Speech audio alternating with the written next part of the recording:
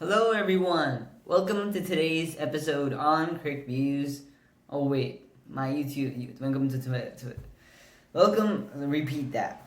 Welcome to today's video on my YouTube channel, Crick Views. This is the thing. When I create so many podcast episodes and rarely any YouTube videos, I get used to that intro. So, welcome to today's YouTube video. And if you haven't listened to my podcast episode that I released yesterday, my aim of this video is to tackle one of the components that cricket players really need. It's the most important component of fitness in your life, and one of the most important component of fitness in cricket.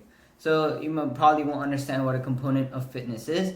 So that's what I'm going to be talking about today, and how one routine that you can do almost every day. This is what I do, what I'm going to do, what I plan on doing almost all the time, 4 to 5 days a week, with 2 days of rest, or 3 days of rest max, and 1 day of rest minimum. So this is what I do, this is what I want to do, and basically what I do 4 to 5 days a week. So first of all, I'm going to start off with 5 components of fitness.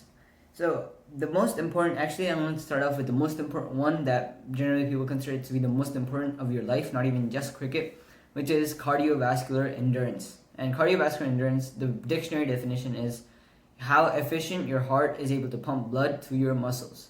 So the basic science is when your muscles work, when say you walk, or not even walk, you just sit down and do nothing, your blood is still circulating around your body, and the more efficient your heart is in pumping that oxygen-rich blood to your organs, the more endurance you're going to have, the more you're going to be able to perform an exercise for longer, because your muscles need the blood, and the oxygen-rich blood is basically its energy of working, and the better your heart can pump that, the more your heart can pump, the better you're going to be able to perform certain exercises for a longer period of time. And this is one of the most important component of life in general, because if you're sitting down and doing nothing every day, then as you get older, this is going to come back to you, and with a bad cardiovascular endurance, you're not going to be able to do many exercises. You're going to have trouble with walking up the stairs, or you're going to have trouble lifting up a 10-pound backpack or something, or anything. See, with these small kinds of exercises, if that's having a lot of trouble to you, if you're finding a lot of trouble with that, you're going to have a lot of improvement with doing this in just 4 to 5 days a week. And the great thing is it can be scaled up to your level. You don't have to do what really athletes do, and anybody between the ages of 8 to 60, actually 60 might be, unless you don't have any arthritis or any other bad physical conditions, anybody between the ages of 8 to 60 can do this. After age 60, you're going to have problems because arthritis and all are going to come back, and it's not good for you to do these kinds of exercises. But that's a big age range. That's where most people are most active with their life. So cardiovascular endurance, and in cricket that's important because it comes back to you in every role in cricket. If you're a cricket batsman, it's about running between the wickets as fast as you could. Yeah, you might be a power hitter. 6s and 4s are going to really help you with the boundaries, but that's not the only thing if you should be as all round as possible. You want to build up all areas of your cricket batting, and taking singles and doubles, getting the quick runs, taking having the ability to take a quick double rather than staying at a single. You should have that intent and the ability to do that, and that's how endurance works in batting. Bowling, it's about repeating that same action, coming back and bowling again. I cannot think of any bowler that is not fit in any way. I'm talking about an eye test. The only bowler that I can think of that does not look too good, too pleasing to the eye physically, is Raheem Cornwall, and even he has good cardiovascular endurance. He wanted to be a football player, and we saw how skillful he was, how he was able. He's a test match bowler, and he's able to come back even though he has such a high body fat percentage. He's still able to come back and do that because of his cardiovascular endurance. So all cricket players need this, and bowlers. And fielding, you don't even need to explain the amount of running that you have to do, standing out in the sun all day for 8 hours at least. Even if you're playing a T20 match, it's going to be 2 hours, and most people in the Western world thinking of 2 hours sport, they would consider that a lot of time. Even soccer, basketball, all these games, the games don't go up to 1 hour, more than 1 hour, and cricket goes up to 2 hours. So you really need the endurance to survive and perform at your highest capability throughout those 2 hours. So cardiovascular endurance is the most important that I consider it for life in general, and one of the most important component of fitness for your sport. So that's the one component of one of the components of fitness. The second component of fitness that I consider, or actually there's two components that you don't have to do much. Most people have this. This is the least amount of work that you have to put into to have a healthy range. So the first one is body composition. Body composition is basically the percentage of different kinds of measures in your body. So how much weight of your body is determined by your bones, the body fat percentage. So how much weight in your body is the percentage of your body weight determined by fat and muscle, lean mass percentage. So it's just a measure of different kinds of organs. I think that's the right word. So fat, muscle, bones, these kinds of things. The body composition is the measure of these in percentage or any other kinds of calculation. So body composition, to have a good range, to have a good body composition, if you do the other four components of fitness really well, you're going to have combined with diet. You can never outrun a diet. So if you do the rest of the four components of fitness really well, the body composition along with the diet again, if you do those, then body composition is going to be fine. So you can never put your focus on just body composition, because body composition relies on everything.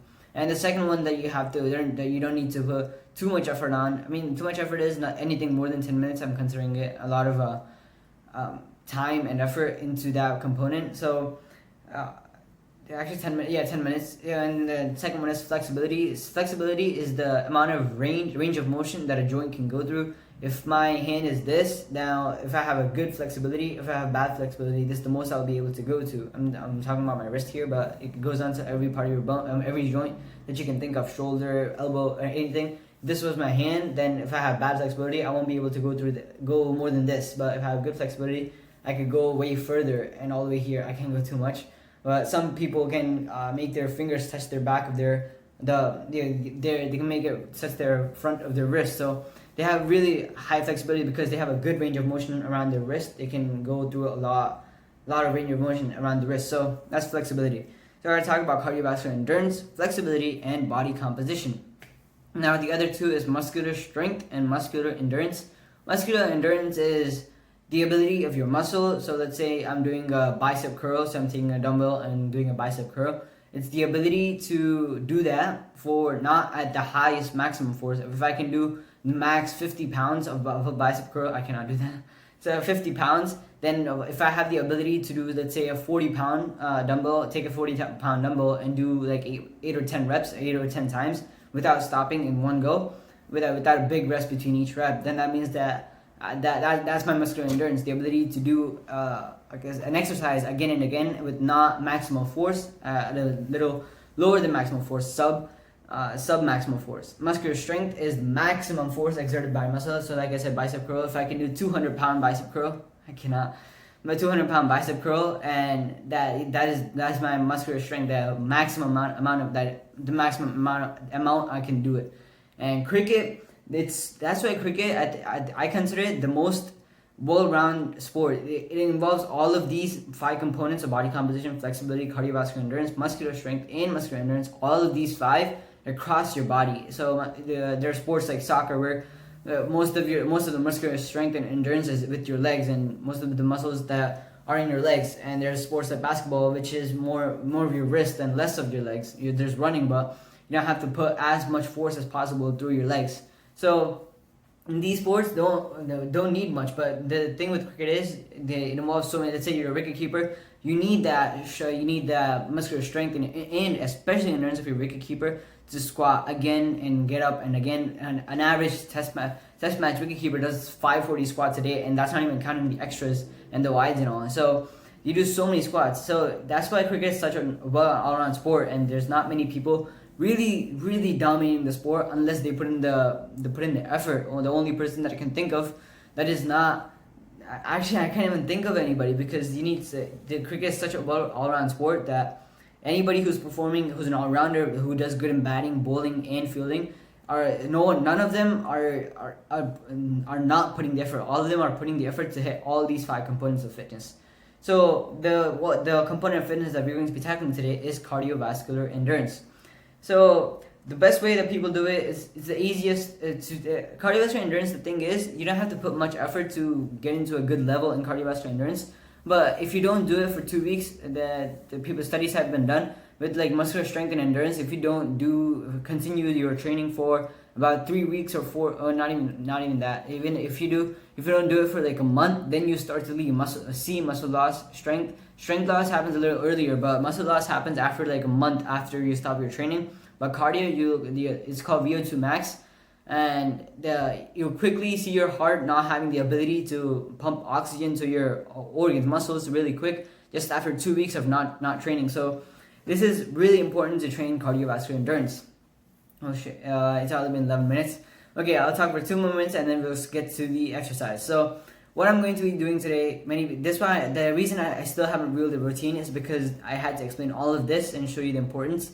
Many people, most cricket coaching that I see were done in most places, they do running for a warm-up. They don't do running as one of the parts of their training, or as their coaching. They usually tell kids to run around the cricket ground like a lap or 2, or do suicides.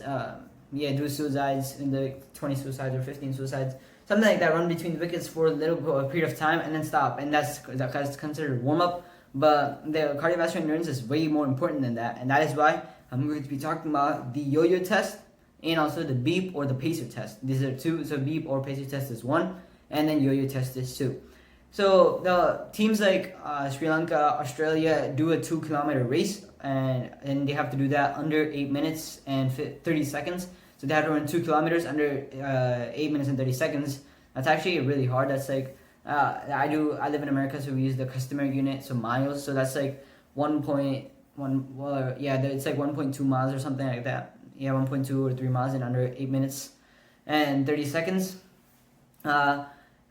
So that thing with that is you don't need to run as fast as you could, and you don't have to sprint. You have to have the pace to do that. We don't have to sprint. But the thing with the great thing about Yoyo Test is that the speed really increases. So what the Yoyo Test does is, you take 20 meters. Same thing with the pacer test. You take 20 meters, which is coincidentally the exact distance between pitch to pitch, wicket to wicket, stump to stump.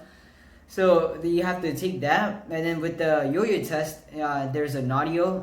There's an app, you can check it out. So there's no excuse that you cannot do this. All you need is some space, 20 meters space, and you don't even need anything. You don't. All you need is the audio, and there's a Play Store app. There's many YouTube videos, and if you have none of them, you can have another player, have a stopwatch, and that's the most. You only need that. There's no excuse for this, apart from having 2 legs and a body and a 20-meter distance. So with the Yoyo Test, what it does is it starts at a speed. You run to one side, and then it says a beep. Before the time it says a beep, you have to get to the other side, and right after it beeps, you have to run this way. You cannot get there and immediately start running this way. You have to go one side and then go another side, and it's going to stop. It's going to give you like 5-10 second rest, and then it's going to drastically increase the speed. You have to do that again, and then it's going to increase the speed. So you do that until you get to your max. And really good cardiovascular endurance, people who have a good cardiovascular endurance are going to be able to do at least to level 19. Level 19. If we look at the people who do track and all, they'll be able to do at least level 20, level 21. So that's the Yoyo Test. And the pacer test it's going to start at a normal speed. So you're going to have to you can skip to one side. You can do skipping, or just walk around, do a speed walk to the other side, and it's going to slowly increase, but there's no rest, and it starts at a much slower speed, and each difference between each level is smaller, but there's no rest, so it really catches up to you. What I recommend is, if you're doing this, if you don't want to play cricket, you don't like to play sports, you're, let's say, 40 years old, and you're just watching this for your fitness of your life in general, then do the pacer test, because that's really going to target your endurance. You don't need, when you're 40-50 years old, you're generally not training for muscular strength. You're training for endurance. You're trying to keep your heart pumping blood really well. So do the pacer test if you're over 40, 50 years old. Even if you're 20, 30 years old and you're not aiming for cricket and you just want to hit life in general and have a good cardiovascular endurance, do the pacer test. If you're training for any sport, or starting at track or just like the 100-meter dash and all, if you're training for that all the way to cricket, basketball, soccer, any of those, do the yo-yo test, because that's really going to increase your sprint between 2 points. So that's the yo-yo test and the pacer and the beep test. And now we're going to be going outside, and I'm going to do the pacer test, or no, not the pacer.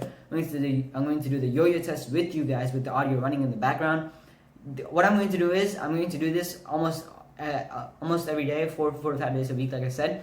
And I'm going to upload it to YouTube. And I want anybody that is training, that is trying to get to this, to get to a good fitness level, do this with me, because many times what happens is when there's no companion with us to do this, we lose interest because we don't have the motivation. If there's someone beside us doing it, it gives us our motivation, but we cannot do that in the current time because not everybody has that ability. So this is why I'm uploading this now. I'm going to do this every day. I'm going to maybe even do a live, try to do a live once.